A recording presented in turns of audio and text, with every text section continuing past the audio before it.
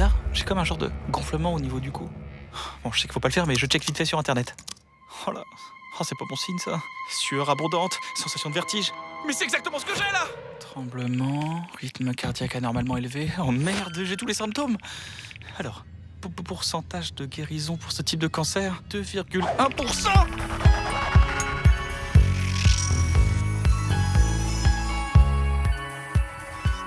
Bonsoir. Il et elle se plaignent pour un oui ou pour un non, font de chaque bobo une maladie, ne peuvent pas avoir un simple mal de tête, c'est forcément une tumeur au cerveau. Toujours le pire scénario alors qu'en réalité physiquement ils n'ont rien. Les hypocondriaques peuvent exaspérer leur entourage mais se fatiguent eux-mêmes également. On préfère en rire, voire s'en moquer. Il est vrai que dans la plupart des cas cela semble être le seul remède. Sont-ils pour autant des malades imaginaires? Pas si sûr. Cette anxiété fixée sur le corps peut se révéler très handicapante pour celles et ceux qui doivent vivre avec. On estime que l'hypocondrie est une pathologie qui toucherait 2 à 3% de la population. Ce soir, nous leur donnons la parole. Bienvenue dans la tête d'un hypocondriaque.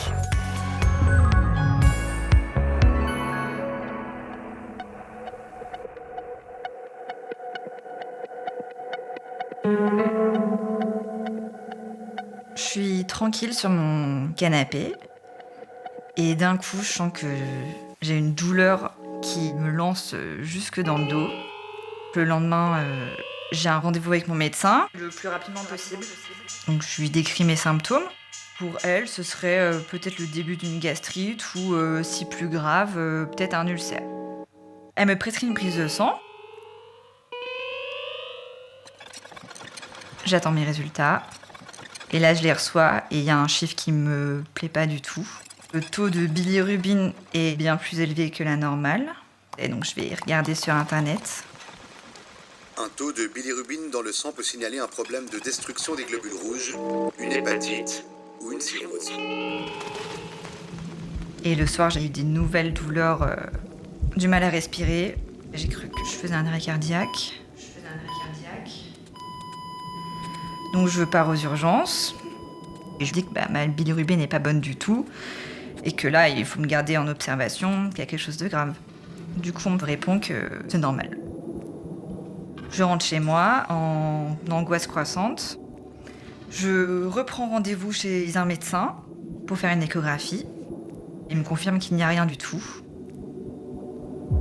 Alors s'envole le mal de ventre que j'avais depuis des semaines. J'ai pas envie de refaire une prise de sang parce que je retomberais dans la même spirale infernale. Donc pour l'instant, je laisse en suspens et c'est très bien comme ça. J'ai eu des cancers, j'ai eu beaucoup d'embolies pulmonaires, j'ai eu une thrombose, des caillots qui se baladent à droite à gauche. Il y a beaucoup d'AVC, de crises cardiaques. La seule issue, c'est la mort. En fait, du coup, c'est ultra glauque. Et c'est horrible de penser qu'on peut avoir une maladie qui va obligatoirement nous tuer et que c'est qu'une question d'heures ou de jours. Donc, c'est la seule issue. Ces maladies à l'issue souvent fatale, Candice ne les a pas eues mais a bien cru les avoir. La liste est longue et pourtant, elle n'a que 28 ans et semble en bonne santé. Mais depuis plusieurs années, c'est sa santé justement qui est devenue sa plus grande préoccupation. Enfin, au-delà que ce soit une angoisse permanente, ça part surtout d'une souffrance physique au départ. En fait, j'ai vraiment mal, quoi, à un endroit. Enfin, si je vais consulter, c'est aussi parce que je sens que j'ai un point, que mon cœur il va s'arrêter, que là j'ai un caillot qui remonte, je vais avoir mal au mollet, je vais avoir mal à la cuisse l'heure d'après. Et ça me fait vraiment une douleur. Quand j'ai un symptôme, en fait, c'est juste que c'est cette partie de moi qui est complètement prise par l'angoisse qui démultiplie, en fait, ma plausible maladie. C'est l'angoisse qui parle. Et c'est horrible de se faire contrôler par ce sentiment qui n'a pas lieu d'être. D'autant plus que Candice est très à l'écoute de son corps et soucieuse de sa santé. Elle s'impose une hygiène de vie irréprochable, probiotiques, compléments alimentaires, médicaments pour parer à toute éventualité. Une manière en quelque sorte pour elle de conjurer le sort. C'est un peu comme si on vivait avec une épée de Damoclès au-dessus de la tête et qu'on attendait que ce soit notre tour. parce qu'on n'est pas invincible et qu'il y a tellement de choses horribles qui arrivent tout le temps, de nos jours, à plein de gens. Pourquoi est-ce qu'on ne serait pas les prochains sur la liste? Donc on est à l'écoute tout le temps. Cette hypersensibilité à son corps et ses éventuelles anomalies ne semblent pas trop peser sur son quotidien. Candice travaille, a un compagnon et une vie à première vue normale. Sauf que, quand les crises d'hypocondrie sont là, c'est tout cet équilibre qui est malmené. Là, récemment, je pensais avoir un cancer du sein et je sais que c'est horrible, que ça touche beaucoup de monde. Et de me dire que je peux m'imaginer avoir cette maladie qui, en soi, est grave, mais que je n'ai pas. En fait, c'est comme si je m'appropriais quelque chose que j'ai la chance de ne pas avoir. Et du coup, ça, c'est une culpabilité horrible. C'est horrible de vivre avec ça. C'est le symptôme d'une très forte anxiété et d'une incapacité de faire confiance et d'être dans un équilibre entier de vie et de corps et d'esprit qui font un tout et qui fonctionnent. Donc c'est vraiment cette fragilité qui fait qu'on exprime son anxiété à travers des symptômes et on se focalise avec grande anxiété sur ce symptôme physique. Avec des angoisses de mort souvent très très très très fortes, avec des craintes de cancer, de maladies graves, qui met en péril toute leur vie et leur existence. Et c'est vraiment des souffrances existentielles. L'hypocondrie est donc une pathologie reconnue par la médecine. Il s'agit d'un trouble anxieux durable caractérisé par une préoccupation excessive pour sa santé. Et pourtant, c'est un sujet dont on aime bien rire. Danny Boone ne se gêne pas de le faire dans son film Superchondriaque, où il se met en scène en pleine crise visiblement. Un épisode probablement inspiré de sa propre expérience. Mais je vois rien. Même pas 1 gramme d'alcool dans le sang, je comprends pas. Si, regardez, là, il y a une tache, là, regardez. Ça, une tache. Là, en bas du poumon gauche, une grosse tache, très préoccupante. Ça, c'est pas une tache, ça. C'est la partie basse du diaphragme. Bon, faut achetez-vous des lunettes, merde. Ah, s'il vous plaît, sur un autre ton. C'est cet extrait que nous avons montré à des personnes sollicitées dans la rue. Quel regard porte-t-on sur les hypocondriaques? Malades imaginaires ou pas? Doit-on les prendre au sérieux puisqu'il semble si facile de s'en moquer? Voici un bref échantillon des réactions récoltées. Merde, c'est un patient. C'est un grand malade. Mais justement, c'est pour ça que je suis là, parce que je suis très malade. C'est exagéré. Et du coup, ça représente justement cette exagération des hypocondriaques et de la peur des maladies. Un hypocondriaque, c'est quelqu'un qui s'affole au moindre éternuement, au moindre pet de travers. À peine il a une démangeaison, c'est tout de suite un psoriasis ou plus grave, ou la lèpre, qui sait. C'est vrai qu'on ne sait pas trop comment les prendre, parce que si on va dans leur sens, ça n'en finit pas. Et puis si on est trop réactif, alors la personne se braque et puis c'est très difficile de dialoguer avec eux. Je pense qu'ils ont besoin de ça pour se sentir vivre ou exister. C'est peut-être aussi des gens qui ont besoin qu'on s'occupe d'eux, qui n'ont pas eu ce qu'il fallait au bon moment. Après, si on prend trop au sérieux un hypocondriaque, il aura encore plus de maladies, voilà. Peut-être la meilleure chose à faire, effectivement, c'est de le secouer un bon coup et d'essayer de prendre ça à la dérision pour juste lui faire ouvrir les yeux et constater qu'il est dans une situation un peu ridicule. L'hypocondrie parle aussi de tout ce qui peut nous arriver à chacun d'entre nous, dans la maladie et la mort. Et on aime bien s'en moquer pour dire « Ah oui, mais de toute façon, ça ne m'arrivera jamais ». Mais je pense qu'on a tort de se moquer parce que la personne entière, elle souffre. Et elle le présente, sa souffrance, de la manière dont elle peut. Et on doit la recevoir comme elle la présente. C'est-à-dire avec son corps en avant, avec son angoisse et avec son sentiment d'être à part ou rejeté.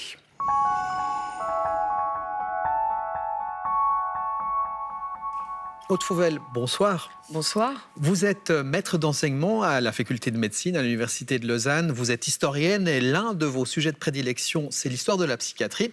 Alors on vient de voir le portrait de Candice, on vient d'entendre le point de vue des passants. J'ai le sentiment que les hypocondriaques ne sont pas pris au sérieux, que leur souffrance n'est pas reconnue. Alors c'est vrai qu'on dit classiquement qu'un hypocondriaque, c'est un malade sans maladie.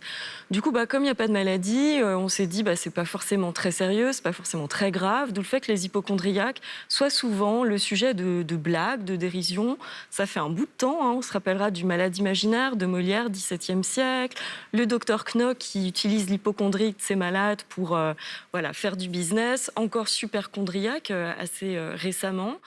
Il y a toutes ces visions comme ça sociales et la médecine aussi, quelque part, a un petit peu participé à ce discours de dérision parce qu'on a longtemps dit que l'hypocondriaque, c'est en fait un malade qui s'écoute trop, c'est un malade qui a un petit peu trop de temps et qui n'a pas forcément du coup été pris au sérieux, y compris dans sa souffrance. J'ai l'impression qu'aujourd'hui, finalement, c'est une maladie qui reste encore très méconnue en réalité. Alors, l'hypocondrie, c'est une maladie très ancienne. On disait, à un moment, on a cru que c'était sous les côtes, c'est-à-dire ce sentiment d'angoisse. Ça fait longtemps qu'on n'y croit plus trop, depuis justement l'époque de Molière. On pense que ça vient plutôt de l'imagination. Et il y a eu beaucoup de théories. Alors, est-ce que l'hypocondrie est en soi une maladie à part? Est-ce que c'est plutôt un symptôme de quelque chose d'autre? Ou est-ce qu'il faut la classer là ou plutôt là? On a beaucoup discuté là-dessus. Et puis, de toute façon, si c'est une maladie d'ordre psychologique, quelle serait la cause? Est-ce que ce serait un traumatisme? Est-ce que ce serait justement une maladie de la civilisation? Quelques personnes qui ont dit aussi que c'est des personnes qui écoutent trop leur corps. Et peut-être que le corps parle trop fort, donc ce serait peut-être une maladie de la perception. On a beaucoup de théories, beaucoup d'idées, etc. Mais finalement, des études précises et concrètes, ça, il y en a très peu. On s'est peu intéressé de savoir quel était le profil des hypocondriaques. Est-ce que c'est vraiment des hommes ou est-ce que ça, c'est ce stéréotype qui nous est hérité de l'époque de Molière? Est-ce que c'est vrai, cette idée que plus il y a de connaissances, donc plus les gens auraient fait des études, plus ils auraient tendance à être hypocondriaques? Est-ce que ça se vérifie? Est-ce que ça s'aggrave avec l'âge, qui est aussi une hypothèse? Est-ce que dans les endroits où il y a des sécurités sociales publiques, les gens ont tendance à être plus hypocondriaques parce qu'ils peuvent consommer plus de santé? Finalement, on n'en sait rien. Il y a très peu d'études. Est-ce que c'est parce que les médecins eux-mêmes ne prennent pas forcément complètement au sérieux cette maladie? Voilà. Vous me disiez que c'est une maladie de civilisation. Qu'est-ce que vous voulez dire par là? L'hypothèse, c'est que pour être hypocondriaque, il faut deux choses. Déjà, il faut que la médecine existe et qu'elle fasse des hypothèses sur un certain nombre de maladies. C'est-à-dire, pour s'angoisser d'avoir une maladie rare, encore faut-il qu'il y ait des hypothèses sur une maladie rare. Et la deuxième chose, c'est qu'il faut aussi que les personnes aient accès à ces connaissances. Sinon, si je ne sais pas qu'il y a des maladies rares, je ne risque pas de m'angoisser. D'où cette idée que c'est forcément une maladie moderne, de civilisation, c'est-à-dire avec une médecine accessible, des connaissances accessibles, et puis que c'est une maladie aussi urbaine où les gens ont du temps. Donc pendant longtemps, on a dit que les hypocondriaques n'existaient finalement que dans les sociétés développées et que c'était surtout des hommes, parce qu'il y avait ce stéréotype que les femmes n'étant pas suffisamment intelligentes, les femmes ne faisant pas aussi d'études, n'ayant pas accès à l'éducation, elles n'avaient finalement pas le temps de s'angoisser, elles n'avaient pas tout à fait l'idée qu'il existait des maladies rares, et donc une maladie d'homme, blanc, civilisé, des temps modernes. Finalement, qui a du temps aussi pour regarder son nombril, c'est ça le stéréotype? C'est un petit peu ça, c'est cette idée, si vous êtes pauvre et que vous n'avez pas le temps de toute façon d'aller ouvrir une encyclopédie médicale, même si vous savez lire, vous n'allez pas le faire et donc vous n'allez pas vous angoisser.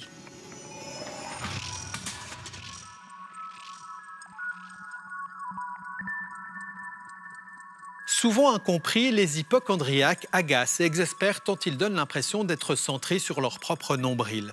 Vous allez le voir, le personnel soignant et surtout les médecins de famille doivent apprendre à gérer l'angoisse de leurs patients inquiets. Mais les proches, eux aussi, ont leur rôle à jouer.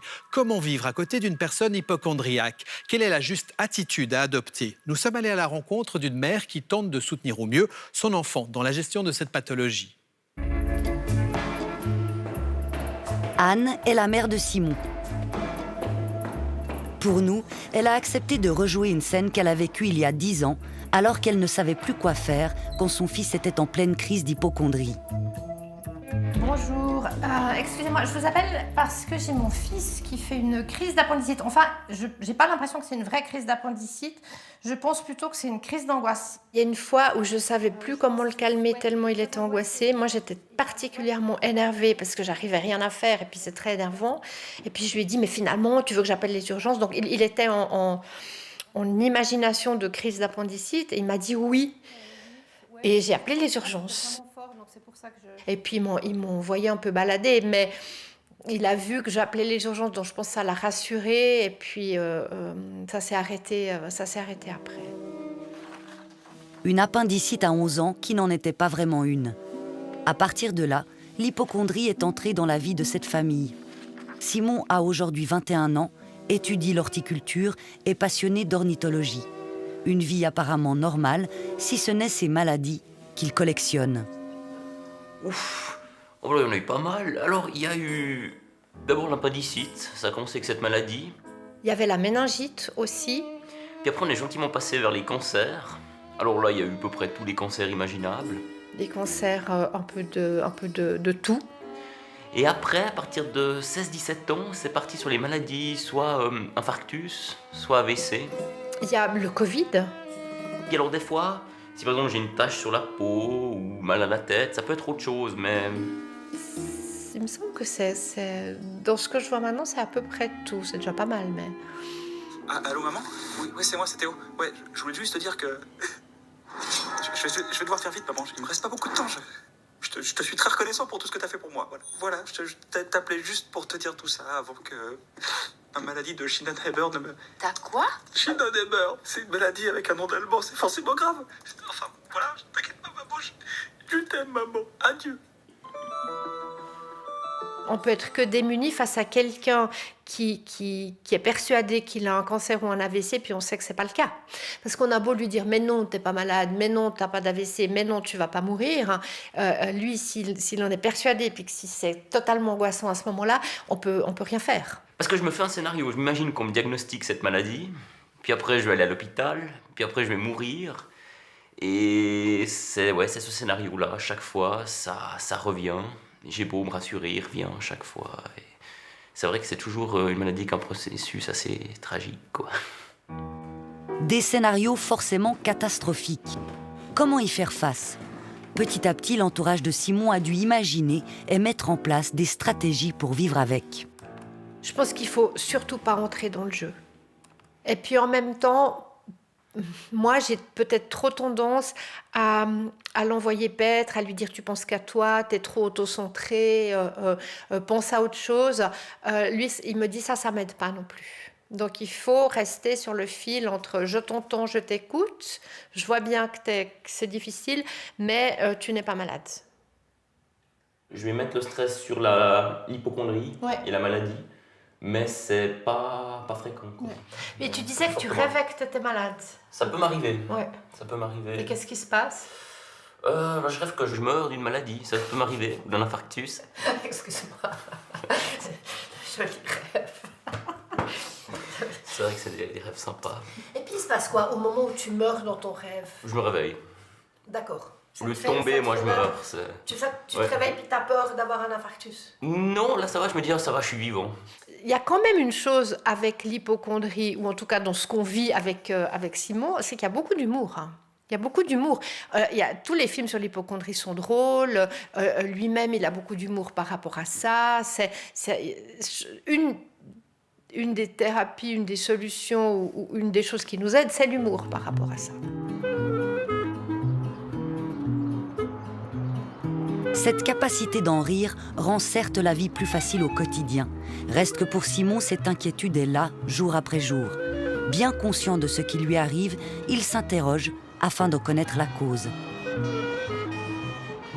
Je suis quelqu'un de plutôt en forme physiquement. J'ai jamais eu de réel souci de santé. Donc c'est un peu la peur de plus l'être, de plus pouvoir profiter de mes passions, pouvoir profiter de la vie.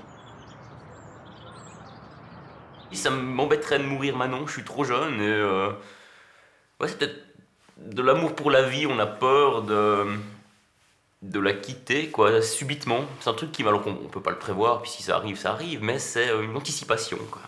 Je le vois maintenant beaucoup dans sa faculté à lui de se raisonner lui-même, d'apaiser ses angoisses lui-même et d'avancer lui-même. Et je pense que ça... Mais il le dit, il me dit, lâche-moi, ça m'aidera. Tu m'aides pas en me couvant. Moi, je peux le rassurer jusqu'à un certain point, ou je peux discuter avec lui jusqu'à un certain point, mais je peux pas l'aider plus que ça. Il y a que lui et éventuellement un thérapeute qui peut faire quelque chose.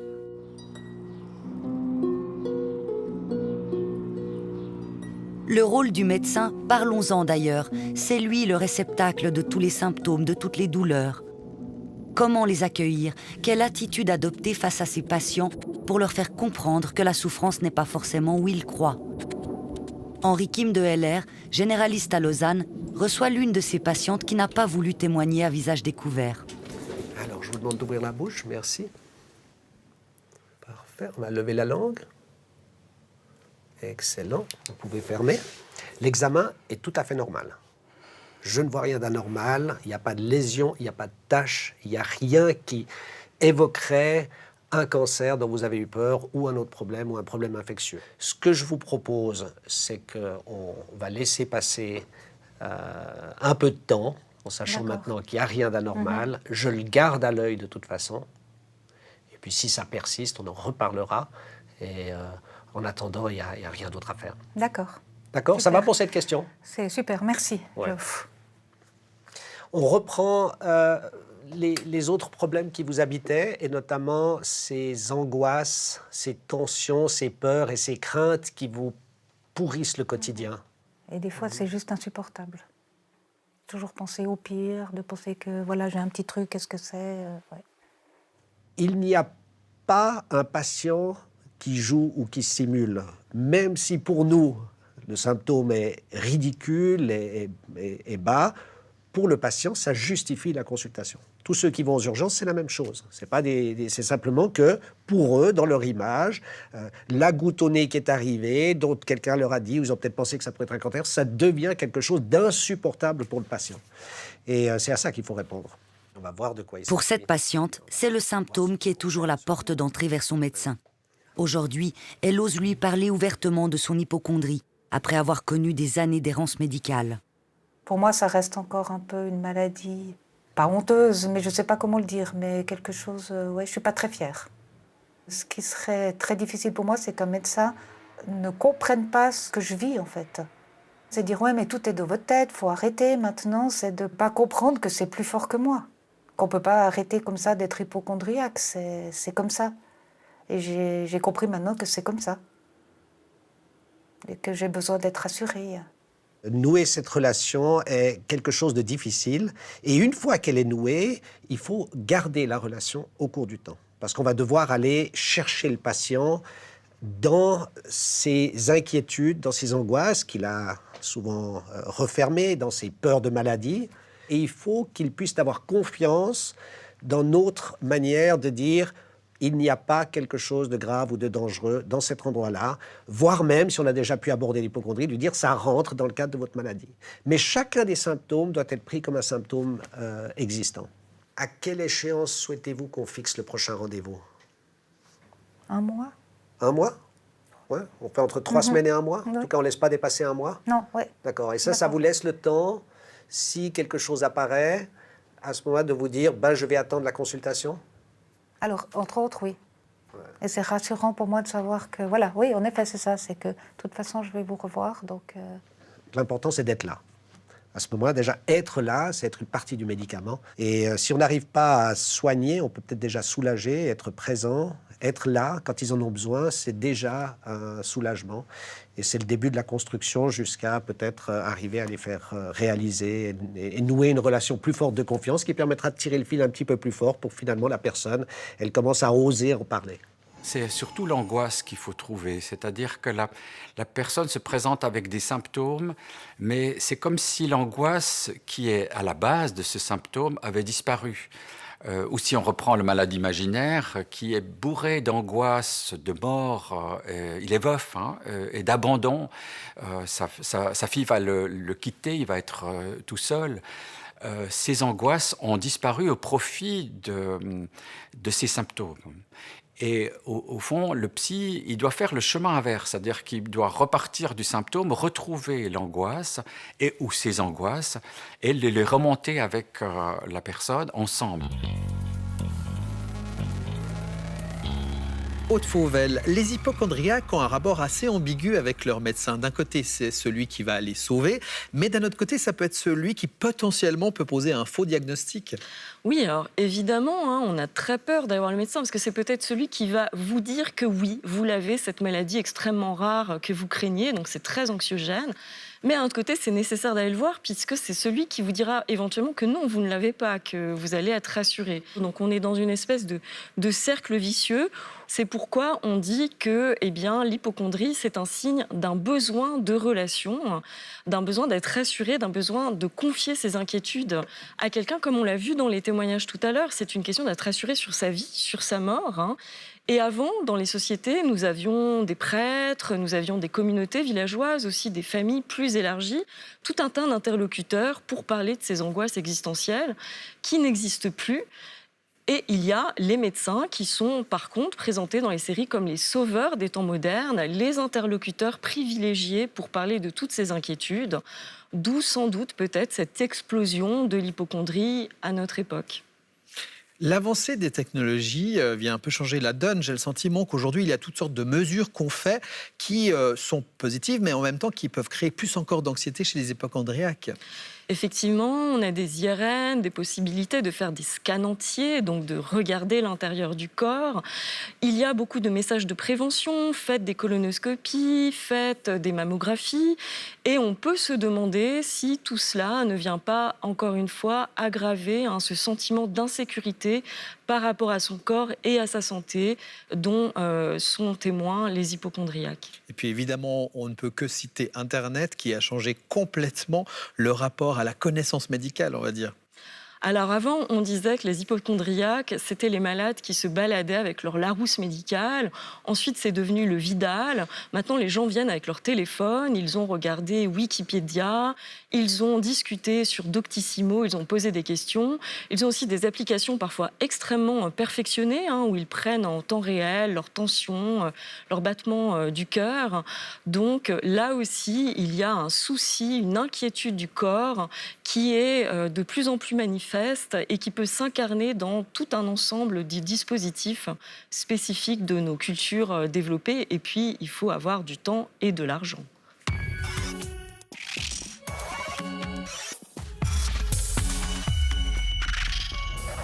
Aujourd'hui, sur Internet, il existe des sites spécialisés avec leur ribambelle d'explications possibles à vos symptômes. Il y a les messages de prévention, les applications pour une nutrition saine, celles qui vous expliquent comment garder la forme. À cela s'ajoutent les séries TV autour de la médecine. Autant vous dire qu'à petite dose, on pourrait toutes et tous devenir hypochondriaques. D'ailleurs, d'autres mots ont rejoint désormais notre vocabulaire. On parle aujourd'hui de cyberchondriaque ou de sérichondriaque. Ce contexte peut devenir un terrain de jeu dangereux pour les hypochondriaques, mais plus positivement, il peut également servir d'encyclopédie pour consolider leurs connaissances médicales. Les hypocondriaques sont férus de médecine, mais sont-ils pour autant plus calés en la matière ? Pour le savoir, nous allons soumettre 6 volontaires à une expérience permettant de tester leurs connaissances en anatomie. Parmi eux se cache une personne hypocondriaque. Saurez-vous la reconnaître ? Alors, venez seulement et positionnez-vous ici. Alors, Loris, ce que je vais vous demander, c'est de retirer un par un tous les organes de l'abdomen du mannequin et de me nommer ceux que vous connaissez en les posant sur la table. Wow. Ça vous fait peur ? Ouais. Il y a les côtes, c'est pas vraiment des organes. Ouais. En effet, c'est pas des organes. Ici, je déplace les poumons. Oui. Le foie. Oui. Le côlon. C'est juste. Le côlon. Le côlon transverse. Ah, il est transverse celui-là ? Ouais. Ah, okay. Ça, c'est l'intestin grêle, avec ses 3 parties. Ah, il y a 3 parties. Ça,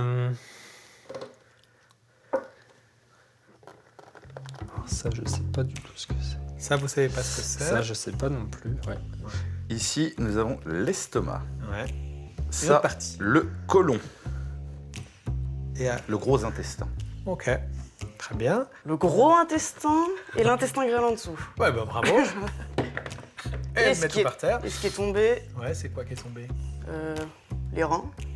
Non, c'est l'arrière. Non, ils sont pas là, les reins. Visiblement, certains s'en sortent mieux que d'autres. Est-ce parmi eux que se trouve l'hypocondriaque de notre panel? Pour constituer celui-ci, nous avons soumis nos volontaires au test de Whiteley, considéré comme l'outil de référence pour diagnostiquer l'hypocondrie. 14 questions en lien avec la santé.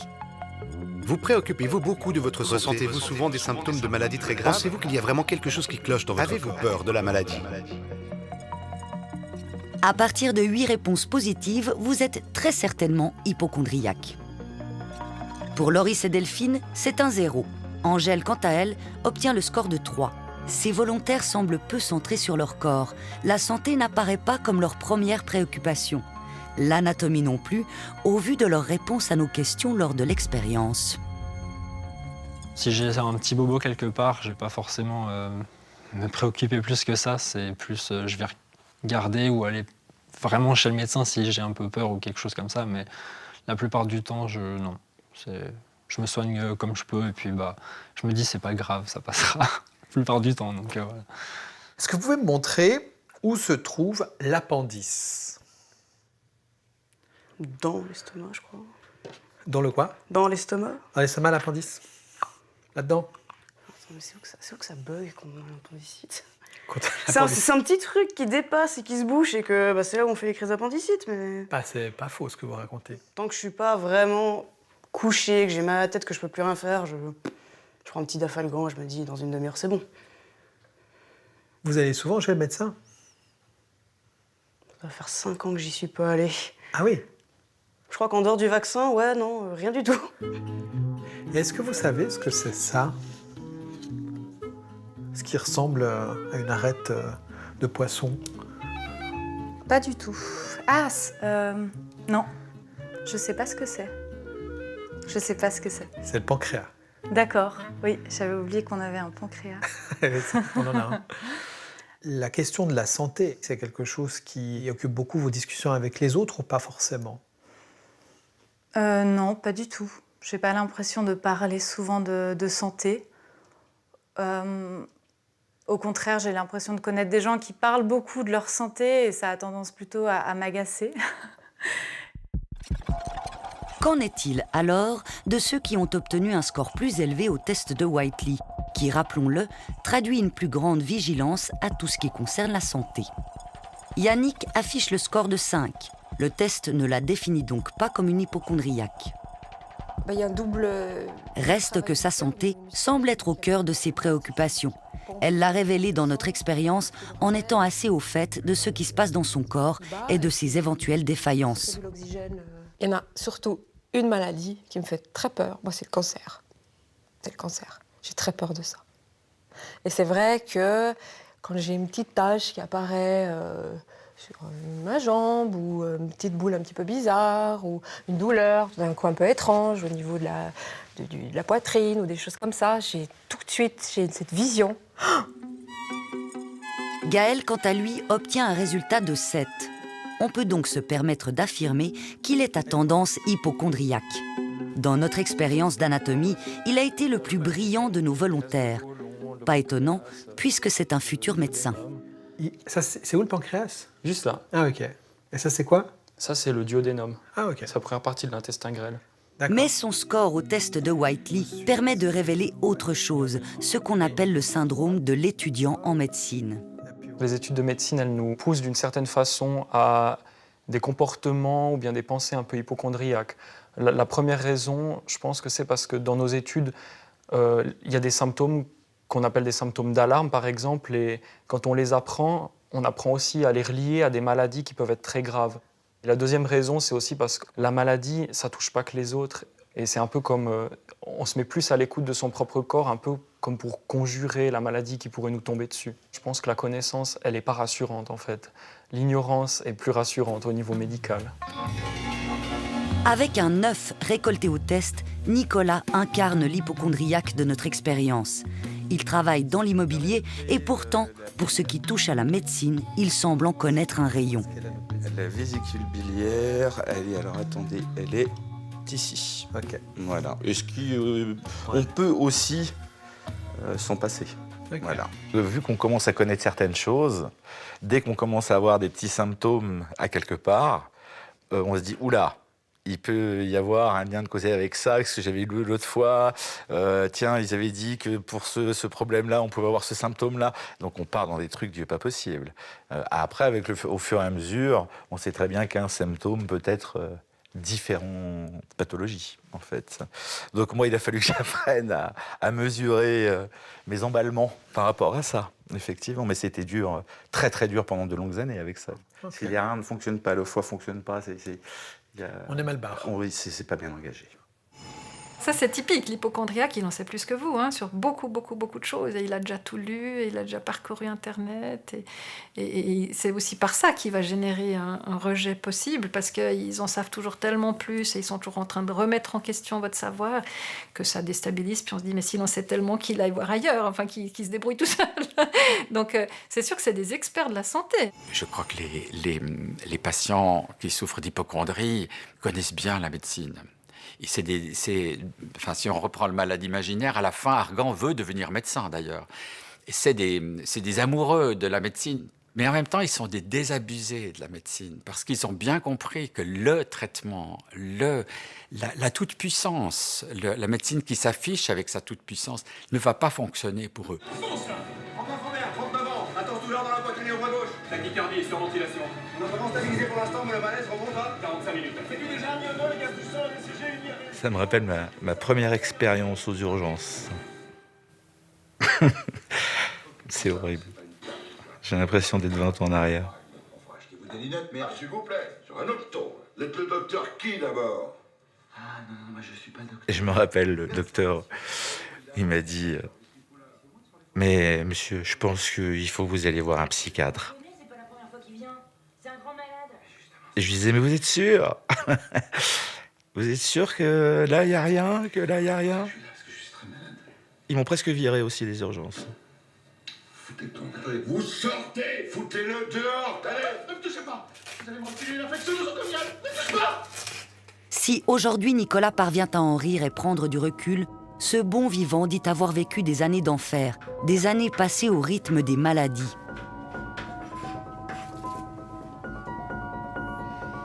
Alors, j'ai eu le sida, j'ai eu l'hépatite, j'ai eu une maladie nosocomiale, j'ai eu le cancer du foie, hein, j'ai eu le cancer des intestins, j'ai eu le cancer de l'estomac, j'ai eu le cancer des poumons, j'ai eu le cancer du pancréas aussi, j'ai eu le cancer de la gorge, j'ai eu pas mal de choses. Ça a été 15 ans de ma vie, hein. En tous les cas, 10 bonnes années vraiment intensives où j'en parlais pas beaucoup et je n'en riais pas. Et si quelqu'un en riait à ma place, je le prenais très très mal. Et ça ne faisait qu'amplifier le problème pour moi, en tous les cas, au fond de moi. Et puis, d'en rire, tout en gardant ce sérieux de cette pathologie, mais je trouve que ça permet d'atténuer le stress, l'angoisse, la peur de la maladie, de la souffrance, de la peur de la souffrance et évidemment la peur de mourir. Alors messieurs, dames, saumon en papillotes avec un petit riz à la ciboulette. Bon, messieurs, dames, il va falloir que je fasse attention. C'est le dernier repas avant le régime. Pourquoi? Qu'est-ce qui s'est passé? Parce que pression artérielle très haute, glycémie dégueulasse. Oh non. Oui. C'est juste une question alimentaire? D'excès, ouais, je pense. Mais mangez pendant que c'est chaud. Il a fallu des années pour que je mette le mot hypocondriaque. D'ailleurs, je ne connaissais même pas la définition, vraiment, à cette époque-là. Et puis, en plus, moi, à l'époque, les médecins m'ont quand même pas aidé, hein, étant donné qu'ils n'ont jamais traité le fond et que traité les faux problèmes. Donc, ça n'a pas vraiment avancé.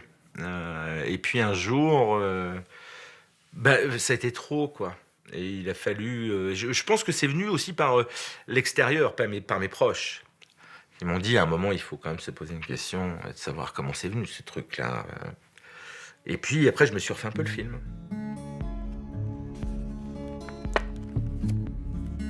Grâce à l'aide d'un thérapeute et d'un travail sur lui-même, c'est le film de sa vie qu'il a en quelque sorte passé en revue.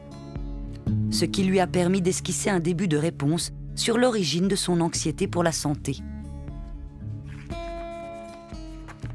Ça date à partir du moment où au décès de ma mère, à ma 15e année, à peu près. Tout a commencé là, quand elle est finalement décédée elle-même d'un cancer du sein. À cette époque, qui s'est métastasé au cerveau. Puis c'est vrai qu'on m'avait caché cette maladie pour me protéger. Je pense pas que c'était une bonne idée avec le recul, mais je pense que ça a commencé à partir de là. Ouais, le traumatisme d'avoir perdu ma mère d'une maladie grave. C'est donc un traumatisme qui a été pour Nicolas le facteur déclenchant de son hypocondrie. Une maladie qu'il a subie au fil des années sans aide adéquate. Mais étonnamment, ce n'est pas de le savoir qui le fait désormais aller mieux. Depuis que j'ai appris que j'avais une forme de diabète de type 2, ça, finalement, c'est incroyable ce que je dis parce que c'est vraiment le paradoxe. C'est-à-dire que ça a changé ma vie un peu avec ça, pour le coup. Parce que là, on avait vraiment mis une maladie à ma personne. Chose qui n'était pas le cas vraiment auparavant. J'ai toujours été plus ou moins en bonne santé jusqu'à mes 40 ans. Donc c'est ça qui a changé ma vie, qui m'a fait relativiser beaucoup plus maintenant les choses. Et bon, le seul problème, c'est que maintenant, le diabète, je le connais par cœur, quoi. Une maladie dont il peut ou doit s'occuper en toute légitimité. C'est ce qui l'éloigne de l'hypocondrie. Quel paradoxe. Mais s'estime-t-il pour autant guéri ? C'est impossible d'être guéri de ce genre de choses, de l'atténuer fortement, oui.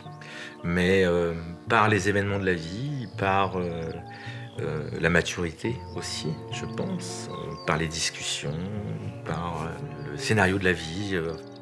Il y a des gens qui pourront avancer plus vite que d'autres, on est tous inégaux avec ça. Moi, en tous les cas, effectivement, depuis quelques années maintenant, ouais, ça s'est vraiment calmé.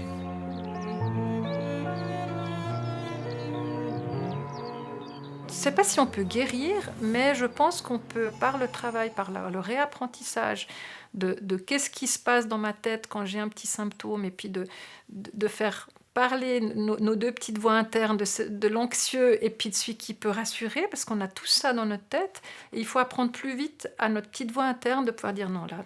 Et puis même justement, là, l'humour peut beaucoup aider. Si soi-même, on peut dire non, je te repère, je t'ai vu sortir ton nez. Tais-toi, c'est pas le moment d'avoir peur. Donc, on doit fermer le clapet à la petite voix intérieure de la peur plus vite. Et ça peut se réapprendre.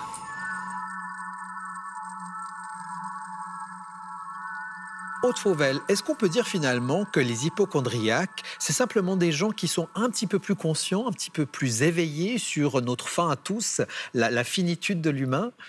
Alors, il faut quand même se rendre compte que toute cette litanie de petits mots, cette accumulation permanente de rendez-vous chez le docteur, ces préoccupations avec des applications sur Internet, etc., on l'a entendu, c'est handicapant, ça prend beaucoup de temps, ça fatigue aussi énormément l'entourage, le personnel médical d'ailleurs aussi.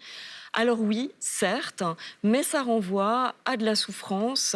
C'est peut-être aussi que les hypocondriaques ont une forme de surconscience de leur finitude, du sentiment de la mort qui les habite, qui les angoisse. C'est un aspect, mais d'un autre côté, c'est aussi un formidable élan vital, en fait, la manifestation d'une envie de vivre, que de se préoccuper comme ça tout le temps de sa santé, de vouloir se battre contre la mort. Et donc ça, il faut aussi le reconnaître et en tenir compte pour terminer sur une note positive. Aude Fauvel, merci beaucoup. Merci à vous.